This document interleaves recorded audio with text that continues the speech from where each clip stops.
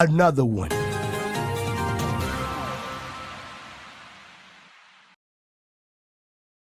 Requirements for being a QA software tester or a software tester or a QA tester.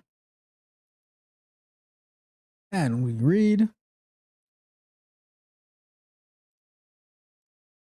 I do not have a software engineering related degree, and I am at the stage of a career change. I want to try going into software testing, either manual or automated testing. I wonder what degree I should know of programming, which tools or programming languages I should focus on, and how important it is to have a degree to get a job in the field. Any information is appreciated. So I feel like I'm starting to see a trend in tonight's questions is what do I need to do to get into the field? But this question is actually good because this is more of a research question, and it's better than like, oh, because then in that other question, what you're doing is you're just doing a technically more quote unquote research, and it's technically more research, and that's what like, and then you're going to be more confused instead of just like doing something. But for this question, right? It's so difficult. Like, I don't know if people understand how hard it is to pivot careers and then get into a field when you don't have any type of experience in it, especially because a lot of times jobs like this, like entry level jobs, they're kind of reserved for college graduates, and then that's how they build their way into a career and stuff like that.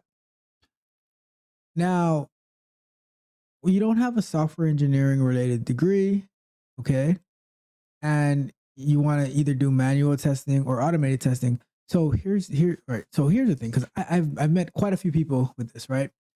And I think that it doesn't take much to actually learn how to do QA. Like you could like definitely could do a couple of Udemy classes and you'll be good to go. Some people go through boot camps and they know like some things about QA. It's like, but here's the problem, right? The jobs they have the requirements of like computer science degrees, which I don't I don't necessarily know if you need that for do a QA role, automation or manual, right? But here's the problem: when you are trying to pivot into another industry,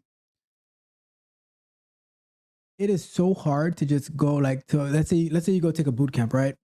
And now you're going to just go and apply for a job because you took a boot camp. That that is so difficult. The Here's my suggestion on how you can get into a QA role or software engineering role, whatever the role might be, and you didn't like go to school for it, and you didn't like you know how to do it. You did a boot camp or whatever, but it's going to be because now when you're applying for these jobs, and like we mentioned about the resume earlier, what makes them what makes your resume look better than the other person's resume who might have went like even if you're more qualified, but they might check the boxes a little more than you do, right? So here's what I'll do, right? Here's my hot take. It'll take you some time to get this done, but transition by going the long route. What do I mean by the long route? So you would go into like maybe a tech support role or some type of support role in the company while you're learning while you're learning whatever it is you're learning, whether software engineering or full stack development or QA, whatever the case may be. Maybe it could be cybersecurity, right? But you get into a tech company, not any random old company. You get into a tech company maybe as support or customer service or something like that, right? And now, as you're learning and you're able to collaborate with the people who do the work that you want to do, right? You get to be mentored, you get to learn, you get to, and you actually have a job, you have your foot in the door at that company. So as they have openings for these positions, you can actually apply for them. And to me, without the requirements that are listed on a job posting, if you can get into the company somehow by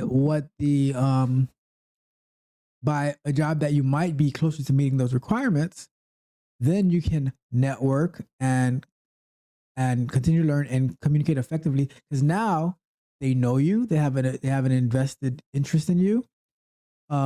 They want you to stay with the company because, believe it or not, companies do not like losing employees, because the employees know the system, they know how things work. So, like, companies losing value, like good employees, hurts them. But if they're able to promote them to keep them within the company, that helps the company, and that shows that you're adding value to the company as well.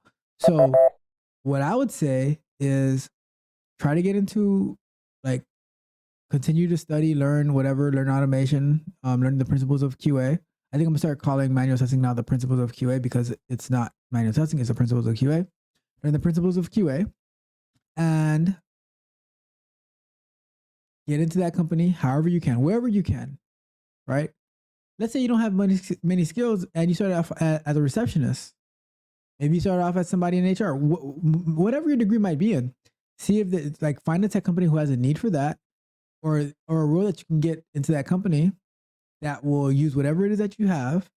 And now you can start networking from within. It's like the Trojan horse, right? Network from within, show your value, show your worth, and then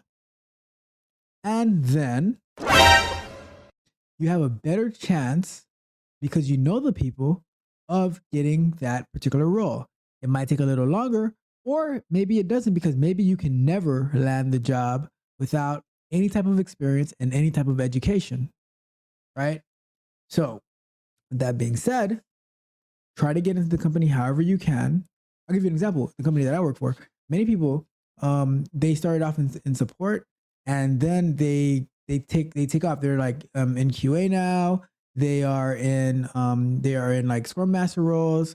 They can become engineers, whatever. And the thing is, they are super valuable because they know all the ins and outs of how the company works. So now, if they take that knowledge that they have and they apply it to the work that they're doing, because they were in support, they have that customer centric mindset. So that is a way to get into it. I'll give you a quick example with me. When I started off, I was working as a tech support position, and then they were bringing some web development thing in house, and I was, because of my work ethic and everything like that, I was the pilot. I was the first web developer to work on that team and lead that team, and because I had that position and that role, that was able to help me land my first QA job and take off from there, right? So if you're trying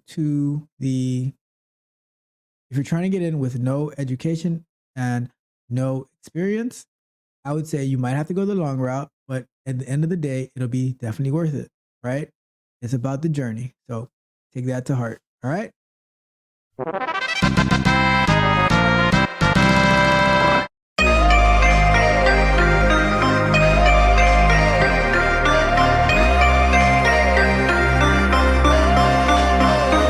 If you enjoyed the fascinating information shared in this video and you want more, be sure to hit the subscribe button to Tech Coach Ralph to be notified for new videos. Enigmatic Joker.